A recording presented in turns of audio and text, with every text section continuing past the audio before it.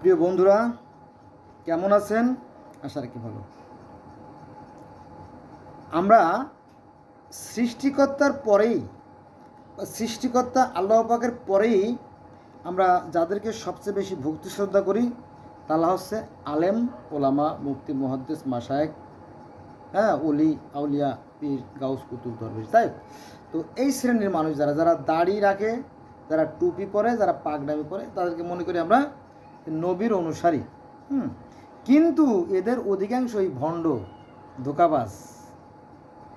এরা কোরআন পড়ে এবং কোরআনের দোহাই দিয়ে আমাদের সাথে প্রতারণা করে। সাংঘাতিক ব্যাপার না? হ্যাঁ, আমি এগুলো বলি, ফলে অনেক ভাইরা আমাকে পছন্দ করে না। এখন আপনি যদি আমাকে পছন্দ না করেন তাতে আমার কিচ্ছু আসে যায় না, কিচ্ছু আসে যায় না। যেহেতু আমি কোরআনের কথা বলতেছি, কোরআনের কথা মানে কি? সৃষ্টিকর্তার কথা। কোরআনের কথা মানে কি? নবী মুহাম্মদ সাল্লাল্লাহু আলাইহি ওয়াসাল্লাম কথা। আর কোরআনের কথা মানে কি? আল্লাহর কথা। ইট is not a simple matter. তো চলেন শুরু করি, কি আছে এই কোরআনে। আল্লাহ বলেন যে দিবাভাগে রয়েছে বহুত রকমের কাজ। জানেন তো, পৃথিবীতে অসংখ্য অসংখ্য কর্ম রয়েছে। এগুলো কাদের জন্য? Just for you and me, তাই না? আপনার এবং আমার জন্য, আমাদের জন্য রয়েছে কর্ম। এটা কোথায় আছে? এটা আছে পবিত্র কোরআন শরীফের সূরা মুজ্জিম আয়াত নাম্বার 7। এই কথাটা, অর্থাৎ এই কাজের কথাটা আরও স্পষ্ট করে বলা আছে কোরআনে। হ্যাঁ, আমি সেটাই আপনাদের বলবো। সেটা আছে আপনার সূরা নাবা আয়াত নাম্বার 11 7 তো বলছি। সূরা নাবা আয়াত নম্বর 11-তে বলা হয়েছে, এবং দিনকে করেছি খাদ্য আহরণের সময়। তোমরা সকালবেলা আল্লাহর নাম নিয়ে বেরিয়ে পড়বো খাদ্য অন্বেষণে, সন্ধ্যার সময় ফিরে আসবো। আমরা অবশ্য ফিরি না অতটা, আমরা দুপুর পর্যন্ত কাজ করি গ্রামে, আবার হয়তো বিকেলে কেউ কেউ করে, কেউ কেউ করে না। মজা না? আচ্ছা, আরও আছে,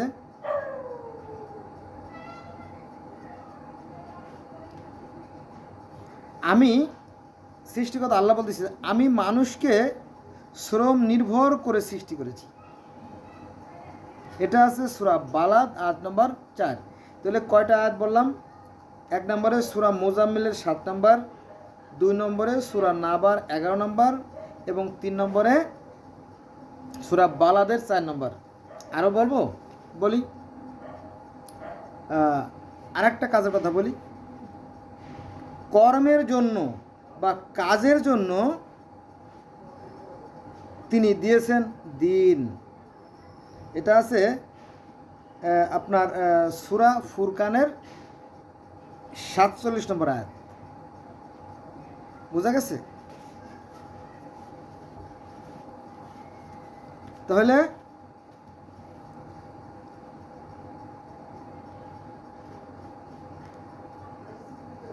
আমরা যে এই যে সারাদিন কাজ করলাম, তাহলে ইবাদত করবো কোথায়? আমি কিন্তু মিলাই দেবো আপনাদেরকে। তাহলে আমরা সকালবেলা বিসমিল্লাহ বলে কাজে বেরিয়ে পড়লাম, আর সন্ধ্যার সময় কাজে ফিরে আসলাম। তাহলে আসরের নামাজ বাদ গেল, জোহরের নামাজ বাদ গেল, তাই না? এ দায়ী কে? দেখেন, আমি মিলাই দিচ্ছি। এখানে আল্লাহ পাক বলছেন যে তোমরা দিনের বেলা কী করবা? কাজ করবা। 4টে সূরার নাম আমি বলছি। এবার দেখেন যে আল্লাহ বলতেছেন যে তুমি তোমার রবকে মনে মনে সবিনয় অর্থাৎ বিনয়ের সহিত এবং সভয় মানে ভয়ের সহিত অনুচ্চ স্বরে, কোনো শব্দ হবে না, অনুচ্চ স্বরে সকালে ও বিকেলে স্মরণ করবে। এই নামাজ শব্দের অর্থ হচ্ছে স্মরণ, অর্থাৎ 2 বেলা নামাজ পড়বা। আরও আছে, আমি বলতেছি না 2 বেলা আপনি পড়েন, আপনি 100বার পড়েন, 1000বার পড়েন, সমস্যা নেই। সকালে ও বিকেলে স্মরণ করবে, অর্থাৎ নামাজ পড়বে, তুমি উদাসীন হবে না। এটা আছে সূরা আরাফ আয়াত নম্বর 5। তাহলে আমি কোরআন শরীফ থেকে কটা আয়াত আলোচনা করলাম? পাঁচটা আয়াত আলোচনা করলাম। একটা এক নম্বর আছে আপনার সূরা আরাফ, আপনার গুগলে যাবেন, সার্চ দেবেন সূরা আরাফ আয়াত নম্বর 205, ক্যাট করে চলে আসবে। তারপরে আছে আপনার কত, সূরা ফুরকান আয়াত নম্বর কত 47, আর যেটা বলছিলাম সেটা হচ্ছে আপনার সূরা মুজাম্মিল আয়াত নম্বর 7, সূরা নাবা 11 নম্বর আয়াত, এবং সূরা বালাদ কত 4। মোট 5টা আয়াতের কথা আমি বললাম, তাই না? এখন কথা হচ্ছে যে example is better then percept, একটা কথা আছে। দ্যাটস মিন দেখতে পারলে কিন্তু শুনতে চায় না, এর অর্থ আমি বলে দিলাম, কারণ অনেক ভাইরা হয়তো বুঝবেন না, এই জন্য। এখানে আমরা দেখেছি যে হজরত আদম আলাইসাল্লাম থেকে শুরু করে নবী মুহাম্মদ সাল্লাল্লাহু আলাইহি ওয়াসাল্লাম বলতো প্রত্যেকে কোনো না কোনো কাজ করতেন, একজন নবীও বসে বসে খান নাই। কিন্তু আমাদের আলেমরা ধোঁকা দেয়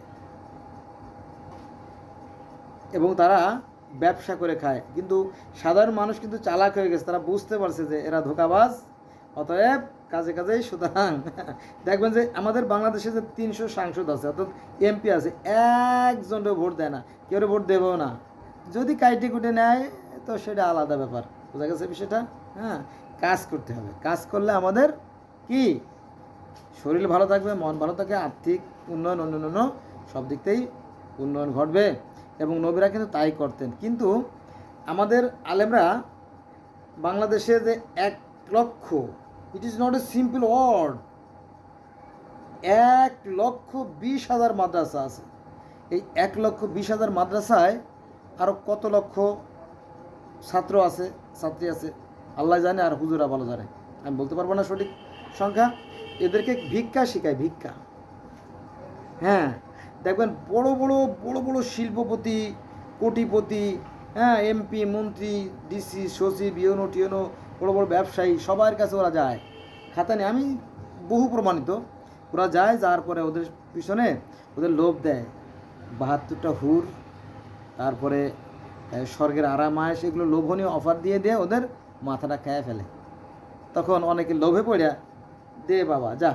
অনেক গার্মেন্টস কর্মী আছে, হাজার হাজার কোটি টাকার মালিক, তারা দেখছি আমি এলাকায় 5 তলা 7 তলা 8 তলা বিল্ডিং করে দেয়। হ্যাঁ, বুঝছেন, আর ওইগুলো ওরা বসে বসে খায় বরগাছার মতো। অথচ আমারও মনে কষ্ট আছে বন্ধুরা, অথচ যদি আমরা সবাই কাজ করতাম, আমরা যদি কাজ করে খেতাম, তাহলে আমাদের দেশটা আরও কত না উন্নত হতো। আমাদের নারীরা, আমাদের মায়েরা, আমাদের বোনরা যদি কাজ করতো, তাহলে আমাদের দেশটা আরও কত সমৃদ্ধ হতো। কত মানুষ না খেয়ে থাকে, কত মানুষ কষ্ট করে, হ্যাঁ, পোশাকের অভাবে, জানেন, এখনও আছে, হয়তো আমরা খোঁজ নেই না। যাক, তো এরা ধোঁকা দেয়, এদের থেকে সাবধান থাকবেন। হ্যাঁ, আর জান্নাতে যাওয়ার সত্য তো জানেন, তাই না? জান্নাতে যেতে হলে কি করতে হবে? ভালো কাজ করতে হবে, সৎ কাজ। তো এই সৎ কাজটা কি, এটা আপনার বিবেক বলে দেবে। হ্যাঁ, বিবেক বলে দেবে, এটা আমার কথা না, এটা আমার সৃষ্টিকর্তা আল্লাহর কথা, কোরআনের কথা। আল্লাহ বলছে আমি প্রত্যেকটা মানুষকে ভালো এবং মন্দের জ্ঞান দিয়ে সৃষ্টি করছি। এখন সে কোন পথে যাবে এটা তার একান্ত অভিপ্রায়। সময় কতটুকু, জন্ম থেকে মৃত্যু কত। সবাই কিন্তু ভালো মনের মধ্যে, কিন্তু ওই যে হুজুর কইছে যে তওবা করলেই জান্নাতে চলে যাবে, কলেমা পড়লেই জান্নাতে চলে যাবে, নামাজ পড়লেই জান্নাতে চলে যাবে, রোজা পড়লেও জান্নাতে চলে যাবে। হ্যাঁ, আবার এমনও বলে যে মনে করেন যে আপনি মসজিদের জন্য একটা ইট দান করছেন, একটা ইট। হ্যাঁ, আমরা তো চলাফেরা করি বাসে, ট্রাকে, লঞ্চে, স্টিমারে। হুজুর কি বলেন, আপনি যদি মসজিদের জন্য বা মাদ্রাসার জন্য এক টুকরো ইট দান করেন, কাল কিয়ামতের ময়দানে ওই ইট আপনার জন্য সুপারিশ করতে থাকবে। আপনাকে জান্নাতে না নেওয়া পর্যন্ত ওই মসজিদ বা মাদ্রাসা ধ্বংস হবে না। বলেন সুবহানাল্লাহ। আরও অনেক লোভনীয় কথা আছে, শোনেন একটু। একবার এক বৃদ্ধ লোক স্বপ্নে দেখছে যে সে মারা গেছে, মারা যাওয়ার পরে আযাবের ফেরেশতা আসিয়া প্রশ্ন করছে, এই ওঠো, উঠে বসো, বলো মান রব্বুকা মান দীনুকা মান নাবিয়ুকা। 3টে প্রশ্ন করছে, তোর ফাঁসে গেছে। তুমি কি দান ধার করতা? ফাঁসে গেছে, কথা বলতে পারে না। তারপরে দে পানিশমেন্ট, সাপ আইসে দে দুই পাশ থেকে সাপ আইসে সবল মারতেছে, একবার এদিক থেকে একবার ওদিক থেকে একবার সেদিক থেকে, এভাবে সাপে সবল মারে। আর একটা রুটি উড়িয়ে এসে ঠেকায়। এই স্বপ্নে দেখার পরে হঠাৎ করে ঘুম ভেঙে গেছে। ঘুম ভেঙে যাওয়ার পরে উনি তো চমকিত। উনি ওনার স্ত্রীকে ডাক দিছে, তুমি এদিকে আসো তো, আমার বুকটা ধড়ফড় করতেছে, অস্থির লাগতেছে, হ্যাঁ আমার পানির পিপাসা বেড়ে গেছে, আমি তো কি বাজে স্বপ্নে দেখলাম, মারা গেছি, আমি প্রশ্নে ফেসে গেছি, আযাবের ফেরেশতা এসে গেছে, সাপে আমার ধ্বংসন করে দিছে, প্রায় আর একটা হলি গেছিলাম, মানে সব শেষ হয়ে গেছিলো। পরে একটা রুটি আমার বাঁচাইছে, একটা রুটি আসে আর ঠেকায়। তো এই রুটির কথা শুনে ওই যে ছেলের বউ, সে আবার কিন্তু একটু সাহস পাইছে, যে একটু সুযোগ পাইছি। তো অনেক মানে যা স্বপ্নে দেখছে, অনেক লম্বা স্বপ্নে। তো এরপরে বউয়ের সাথে অনেক কথাবার্তা বলা হলো, মানে নিজের বউ, বুড়া তার বুড়ির সাথে কথা বলা শেষ করার পরে ছেলের বউ বলতেছে, বাবা আমি একটু কথা বলি। বলো মা, বলো, আজকে তো মন ভালো। তা বলতেছে, আপনি তো মানুষের দান করতেই চান না, জানেন। আমি ওই যে আমাদের এই পাড়ার ওই কোনা এক মহিলা আছে না, ওনার স্বামী মারা গেছে সাপে কাটে, হা কুদ্দুস ওই কুদ্দুসির 4টে ছেলে মেয়ে রাইখে মারা গেছে। ওনার যে কি ক্ষুধার যন্ত্রণার বাবা, হ্যাঁ। তো আমি ওকে 2 টুকরো রুটি দেই, হ্যাঁ, আপনার না জানে আব্বা, আমার মনে হচ্ছে, আমার বিশ্বাস ওই রুটি আপনার রক্ষা করছে। ও রে বৌমা, ঠিক ধরছো, হ্যাঁ। তুমি এরপর থেকে কিছু করে দান মানে করো। এরপরে হুজরা বলে যে আপনারা, আমাদের মসজিদের কাজ প্রায় শেষের দিকে, এই 3 তালা পর্যন্ত উঠছে, আর 2 তালা মাত্র বাকি, 5 তালা হবে, হ্যাঁ। এই আর কত, এই 60 লক্ষ টাকা লাগবে, 80 লক্ষ টাকা লাগবে। আপনাদের মধ্যে কে আছেন? প্রথমে বলে, আমাদের এখানে আমাদের সম্মানিত জনপ্রিয় নেতা, গরিবের বন্ধু, বলিষ্ঠ কণ্ঠস্বর মৌলানা না, মন্ত্রী, হ্যাঁ, আব্দুল কুদ্দুস উপস্থিত আছেন। উনি আপনাদের সামনে পেশ করবেন, উনি কি দিতে পারবেন। তখন মন্ত্রী বলে যে, আমার তো সামনে ভোটও দরকার, কি ভোটের প্রচার করার জন্য লিফলেট খরচ হয়, অনেক লিফলেট খরচ হয়, তারপরে আবার শ্রমিক খরচ হয়, এই লিফলেট আবার কি বিলি করার জন্য লোক লাগে, আবার এই যে টাকা পয়সা দেয় সেগুলো মেরে দেয়। এই একটা উত্তম সময় আমি পাইছি, বলে আমি কুদ্দুস মিয়া আপনাদের মাদ্রাসা মসজিদের জন্য 10 লক্ষ টাকা দান করলাম। দেখেন, সামনে কিন্তু নির্বাচন, প্রচার হয়ে গেল। তখন হুজুর বলে কি, মার হাবা। তখন অন্য লোকে বলে মার থাবা, হ্যাঁ, এরকম মানে সব কেঁপে যায়। আর ইয়াং পোলাপন তো, আরে বাবা, গরম করে ফেলায় মাঠ, হ্যাঁ, গরম করে, মানে যত ঠান্ডা ছিল সব চলে গেছে। শীতের সময় সাধারণত আপনার ওয়াজগুলো হয়। তো মাশাল্লাহ, হে আল্লাহ, তুমি কবুল করে নাও, আমাদের এমপি সাহেবকে, মন্ত্রী সাহেবকে ডাইরেক্ট জান্নাতের দরজা খুলে দাও। 8টা দরজা, উনি যে দরজাতে মন চাইবে সে দরজা ঢুকে যাবে। তখন বলে আল্লাহ কবুল করে। এরপরে দ্বিতীয় এমপি সাহেব নান্টু মিয়া, স্যার কিছু বলেন, অনেক কথা আছে। বলে যে উনি মোড়ামুড়ি করতেছে, কি করি। আচ্ছা, আমি 5 লক্ষ টাকা দিলাম, মার থাবা। তখন আবার আর এক উত্তেজনা, প্রচণ্ড উত্তেজনা, হে আল্লাহ, তুমি তাকে জান্নাতে কবুল করে দাও, এখনই কবুল করে দাও, তার আগের এবং পিছের সমস্ত পাপ ক্ষমা করে দাও। হয়ে গেল। এরপরে আসছে, মানে এমপি, মন্ত্রীর পালা চলে গেল, এমপির পালা চলে গেল। এবার আসে চেয়ারম্যান সাহেব। আমাদের চেয়ারম্যান সাহেব, মুন্সি সাহেব, তো বললো যে আমি একটু সমস্যার ভিতরে আছি, আপাতত আমি 1000 বস্তা সিমেন্ট দেব। তারপরে চেয়ারম্যান গেল, এরপরে মেম্বার বললো যে আমি 50,000 টাকা দেব। মেম্বার 50 টাকা করতে দেবে? মেম্বার হলো গরিব মানুষ, মেম্বার হচ্ছে কি গরিব মানুষ, জমি জমা তেমন নাই, ওই কাঠ মাঠ ওই কাঠ মানে চূড়াই কাটে। তো আজকে আমি যে ভিডিও করতেছি না, আজকে হচ্ছে আপনার ঈদে মিলাদুন্নবীর বন্ধ, তো তাই বাসায় আছি। আজকে বোধহয় 26/8/2024 সাল। তো 2 দিন আগে আমি এক খবর দেখলাম, এক চেয়ারম্যান 289টা কার্ড রিজার্ভ করে রাখছে এবং 289টা সিম কার্ড ওই রিজার্ভ করে রাখছে। একটু সংখ্যায় কম হইতে পারে আর কি, কাছাকাছি আর কি, 89 বা 79 এমন হবে আর কি। তো ওই যে গরিবের যে টাকা, ওই টাকা উনি মারে, গম কাপড় চুপড় যা চাল যা আছে ওগুলো মারে। এলো এ কাইন্ডস অফ বিজনেস আর কি, ব্যবসা। তো উনি বলো যে যেভাবে পুষায় নিতে হবে, উনি কি 50 টাকা দিয়ে দিল। তারপরে মাতবর সাহেব, তারপরে স্কুলের কমিটির সদস্য কারা আছে, তারপরে আপনার মাদ্রাসা কমিটির লোকজন, মসজিদ কমিটির লোকজন, গ্রামে তো আবার 5-6টা মসজিদ, বুঝছেন, এগুলো ধোকাবাজি। এই সমস্ত কোরআনে নাই। কোরআনে বলছে যারা মিসকিন, যারা গরিব, তাদেরকে দেওয়ার কথা বলছে। এই মাদ্রাসা মসজিদ নিয়ে ওরাই পেট পড়ে, বুঝছেন।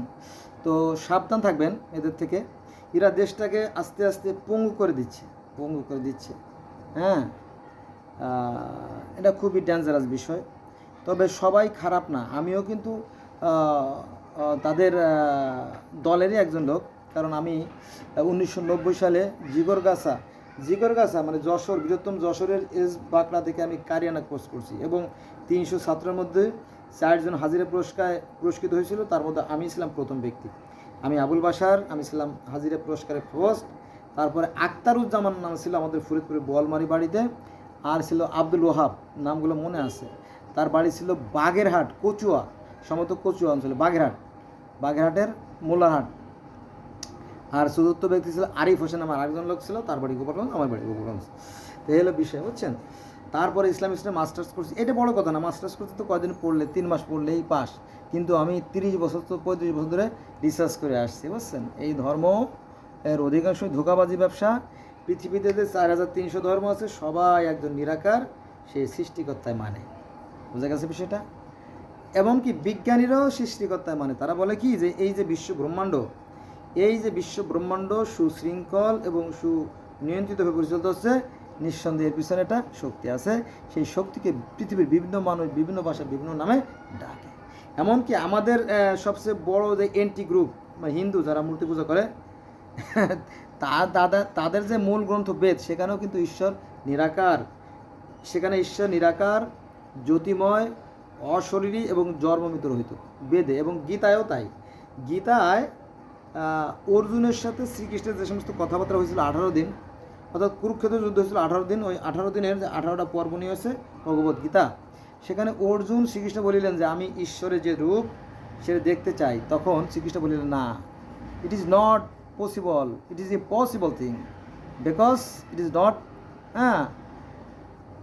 So many power in the body of human body, তাই না? বলতেছে যে মানুষের এমন কোনো সাধ্য নাই বা প্রাণীর এমন কোনো সাধ্য নাই যে তারা চর্মচক্ষু দ্বারা তাকে দর্শন দেয়। মেট উইথ আওয়ার ক্রিয়েটর, মেট মানে কি সাক্ষাৎ করা, তাই না? তো দেখা সম্ভব না। এটা হচ্ছে ভগবত গীতার কথা, বেদেরও কথা, গীতারও কথা। তারপরে আরেকটা উদাহরণ দিলেন যে ঠিক আছে তোমাকে আমি দেখাচ্ছি, তবে জ্ঞান চক্ষুর মাধ্যমে, যে তোমাকে আমি জ্ঞান চক্ষু দান করলাম, তুমি দেখো। তখন তিনি জ্ঞান চক্ষুর মাধ্যমে তিনি উপলব্ধি করলেন যে তিনি কি সর্বোচ্চ বিরাজমান, অর্থাৎ সেই তার মুখ ও গহ্বরের মধ্যে দিয়ে সব কিছু দেখলেন যে তার মুখ ও গহ্বরের মধ্যে সব কিছু বিরাজমান। ভগবদ্গীতায় আছে এই কথা। আর একটা উদাহরণ আছে যে তিনি হচ্ছে কি সহস্র সূর্যের চাইতে বেগবান, সহস্র সূর্যের চাইতে জ্যোতিবান। এই তিনি যে জ্যোতিময়, এই কথা কিন্তু আমাদের কোরআনে আছে। এটা আছে আপনার সূরা নূরের সূরা নূরের 35 নম্বর আয়াত, আপনারা সার্চ দেবেন সূরা নূর, সূরা আন-নূর আয়াত নম্বর 35, দেখবেন যে আল্লাহ হচ্ছে আকাশ এবং পৃথিবীর জ্যোতি, এনার্জি। আবার সূরা আনামের 103 নম্বর আয়াতে দেখবেন যে সেখানে সৃষ্টিকর্তাকে চর্মচক্ষু দ্বারা দেখা সম্ভব নয়, এবং আল্লাহ নবী মুহাম্মদ সাল্লাল্লাহু আলাইহি ওয়াসাল্লাম মিরাজে যেয়ে আল্লাহকে দেখতে পারেন নাই, হ্যাঁ, তিনি জ্যোতি দেখেছেন। এই নিয়ে অনেক কিস্সা কাহিনী আলেমরা বানায়। তো আমি মনে করি এদের অধিকাংশ ধোঁকাবাজ। হ্যাঁ, আপনার যদি কোনো প্রবলেম থাকে, কোনো সমস্যা থাকে, কোনো প্রশ্ন থাকে, তাহলে আপনি আপনার বিবেকের কাছে প্রশ্ন করবেন। আপনার এই বিবেকের ভাণ্ডারে, আপনার এই মস্তিষ্কের ভাণ্ডারে সমস্ত অ্যান্সার অর্থাৎ উত্তর জমা আছে, কোনো সন্দেহ নাই। ঠিক আছে বন্ধুরা, ভিডিও সময় তো বড় হয়ে যাচ্ছে, তারপর একটা কথা বলি। দেখেন যে আগে যে কথাটা বললাম না, রুটির গল্প বললাম না, রুটির কথা বললাম, তারপরে হুজুরের ওই যে টাকা দেওয়ার কথা বললাম না, তো অনেক কথাই তো বলে ফেললাম। তারপরে ওই যে টাকা আদায় করে, এই কাইন্ডস অফ বিজনেস আর কি, এক ধরনের ব্যবসা। তো আপনারা সাবধান থাকবেন, এতে কোনো কাজে আসবে না। ওই যে কবর আজাব, মানে আমি এখন বলতেছি খুব সিরিয়াস একটা কথা, এই কবর আজাবের কথা কোরআনের এক জায়গায়ও নাই। কারণ মানুষ মারা যাওয়ার পরে তার যে আত্মা রুহু জগতে চলে যায় ইল্লিনে, অর্থাৎ ভালো আত্মাগুলো ইল্লিনে চলে যায় আর মন্দ আত্মাগুলো সিজনে চলে যায়। এরকম তো একটা মানে ঘটনা জানা যায়। কবর আজাব বলে কিছু নাই, এই মাটির দেহ মাটিতে পচে যায়, এটা হলো মূল বিষয়। ঠিক আছে, আর একটা বিষয় আলেমরা আমাদেরকে ধোঁকা দেয়, সেটা হচ্ছে যে বলে যে কিয়ামতের দিন মানুষ ছুরাছুরি করবে, এ ওর কাছে যাবে, সে তার কাছে যাবে, পরে যার যার উম্মতরা তার নবীদের কাছে যাবে, পরে ওই নবীরা আবার নবী মুহাম্মদ সাল্লাল্লাহু আলাইহি ওয়াসাল্লামের কাছে। এই সমস্ত কথা কোরআনের কোথাও নেই। কোরআনে বলা হয়েছে যে কাল কিয়ামতের ময়দানে যখন মানুষের অন্তর্চক্ষু খুলে দেওয়া হবে, যখন দেখতে পাবে সে কি অর্জন করছে, যে যা অর্জন করছে তা তারই জন্য, প্রত্যেকটা মানুষের আমলনামা তার গলা হার স্বরূপ। আগামী দিন অর্থাৎ সেই কিয়ামতের দিন কারো বাক্য স্ফুত হবে না, এটা কিন্তু কোরআনের কথা। কোরআনে যেভাবে আছে, কোরআনে ফার্স্ট টু লাস্ট যে কটা আয়াত আছে আমার ভিতরে, সে কটা আয়াত আমি ঢুকাইছি ইনশাল্লাহ। তো আমি বলতে পারবো, তবে সব বললে তো আপনারা বিরক্ত হয়ে যাবেন। তো কাল কিয়ামতের ময়দানে কারো বাক্য স্ফুত, কারো মুখ দিয়ে কি শব্দ উচ্চারিত হবে না, এবং কারো সুপারিশ গ্রহণ করা হবে না। এইগুলো কিন্তু কোরআনের আয়াত। কিন্তু এইগুলো সম্বন্ধে আলেমরা যদি মিথ্যে কথা বলে তাহলে কেমন লাগে বলেন? যখন কোরআন জানতাম না, বুঝতাম না, হ্যাঁ, তখন এগুলো মানতাম, বিশ্বাস করতাম। কিন্তু যখন দেখলাম অসংখ্যবার, যখন কোরআন দেখে দেখে পড়ছি এবং বিভিন্ন অনুবাদকের, বিভিন্ন তাফসীরকারকের, হ্যাঁ, তখন বুঝলাম যে আসলে কি অধিকাংশ আলেমরা আমাদেরকে ধোঁকা দেয়। অতএব কাজে কাজে, সুতরাং সৃষ্টিকর্তা মহান, তিনি খুবই সূক্ষ্ম বিচারক, তিনি প্রত্যেকটা মানুষকে সমান দিয়েছেন। প্রধানমন্ত্রী শেখ হাসিনা যা দিয়েছেন, আমারও তাই দিয়েছেন। একজন ভিক্ষুকরা দায় দিয়েছেন, মানে আপনাকে যদি দুইটা চোখ, দুইটা হাত, দুইটা পা যদি আপনার সুস্থ থাকে, তাহলে আপনি একজন সুখী মানুষ মনে করবেন। এর চেয়ে বেশি দরকার নাই তো। ঠিক আছে, আর বাকি যেগুলো আছে সব পড়ে থাকবে। আমরা খালি হাতে আসছিলাম, আবার খালি হাতে চলে যাব। ঠিক আছে, পৃথিবীটা অনেক সুন্দর বন্ধুরা, পৃথিবীটা অনেক সুন্দর। আর পৃথিবীটা আসতে পারাটা অনেক সৌভাগ্যের বিষয়। কারণ কি, একটু বলি, মানে কথা না বললেও আবার হয় না, মাঝে মাঝে মন্দ করে বলি যে মানে ভিডিওটা বন্ধ করে দেই, এত সময় কথা বলবো না, আবার কথা বেড়ে যায়। মনে করেন যে একটা কন্যা শিশুর যে জরাউর যে দুই পাশে দুটো ডিম্বাশয় থাকে, সেখানে 5 লক্ষ ডিম্ব থাকে। 5 লক্ষ ডিম্ব থাকে। তো প্রতি 28 দিন পর পর একটা ডিম্ব, একটা নির্দিষ্ট বয়সে যখন সাবালিক হয়, তখন এই ডিম্বগুলো পরিপক্ক হয়। এবং প্রতি 28 দিন পর পর একটা ডিম্ব পরিপক্ক হয়, এবং মেয়েদের যে জনিপথ, তার উপরে দেওয়ালে 3টে স্তরে রক্ত জমে। একটা হচ্ছে উপরের স্তরে, আর ডাইন পাশের স্তরে, বাম পাশের 3টে স্তরে রক্ত জমে, আর নিচে তো জনিপথটি থাকে। তো যখন 28 দিন পার হয়ে যায়, তারপরে 28 দিন পরে এই ডিম্বটা ফেটে যায়, অর্থাৎ নিষ্ক্রিয় হয়ে যায়, বাতিল হয়ে যায়। তখন এটা গড গিফটেড, মানে ঐশী প্রদত্ত, আল্লাহর পক্ষ থেকে এই ডিম্বটা ফেটে গেলে ওই সাথে সাথে আবার দেওয়ালের থেকে রক্তটা বের হয়ে কি মাসিক আকারে বেরোয় আসে। এগুলো কেউ হায়াজ বলে, নেফাজ বলে, মেনোপজ বলে, মেনোপজ ইংলিশে বলে মেনস্ট্রুয়েশন বলে, মানে মাসিক বলে, ইত্যাদি ইত্যাদি আর কি, পিরিয়ড বলে, এক একজন একরকম বলে আর কি। যাক, তো এটা হলো বিষয়। এখন পুরুষের শুক্রকীট দ্বারা যদি ডিম্ব আবার নিষিক্ত হয়, তাহলে আবার কি ভ্রূণ তৈরি হয়, বাচ্চা তৈরি হয়, জাইগোট তৈরি হয়। বুঝা গেছে? এটা হচ্ছে সৃষ্টিকর্তার অলঙ্ঘনীয় বিধান। তো যেটা বলছিলাম যে এই যে 5 লক্ষ, এই 5 লক্ষ ও বাচ্চা কি কোনো মা দেয়? না, দেয় না। 5,000 না, 500 না, 50টা না, দেয় না। ওখান থেকে পৃথিবীতে আসতে পারাটা অনেক বড় সৌভাগ্যের বিষয় নয় কি? অবশ্যই সৌভাগ্যের বিষয়। বুঝা গেছে? তো পৃথিবীটা অনেক সুন্দর বন্ধুরা, হ্যাঁ। এবং সৃষ্টিকর্তা যখন ফেরেশতাদের সাথে কথা বলছিলেন, তখন কিন্তু এই পৃথিবীতেই পাঠানোর জন্য কথা বলছিলেন। এটা কিন্তু সৃষ্টিকর্তা আল্লাহর কথা, কিন্তু it is not a simple matter, simple word, simple story. সৃষ্টিকর্তার কথা এটা বলতেই হবে। সেটা হচ্ছে যে আল্লাহ পাক আদমকে পৃথিবীতে পাঠানোর আগেই বলল, হে ফেরেশতারা, উনি ওনার যে সাঙ্গপাঙ্গ, ওনার যে কর্মচারী আছে, তাদেরকে ডাকলো যে আমি তো পৃথিবীতে আমি প্রতিনিধি প্রেরণ করতে চাচ্ছি। পাঠানোর আগেই কিন্তু ভালো করে খেয়াল রাখবেন।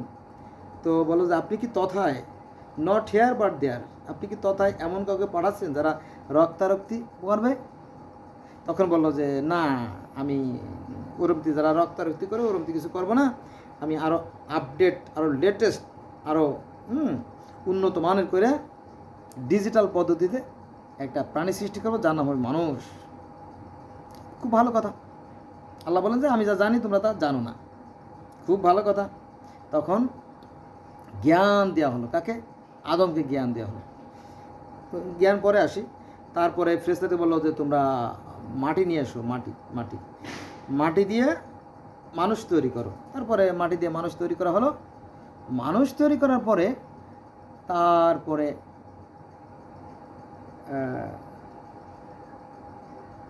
আদমকে পৃথিবীর সমস্ত বস্তুর নাম শিক্ষা দেওয়া হলো।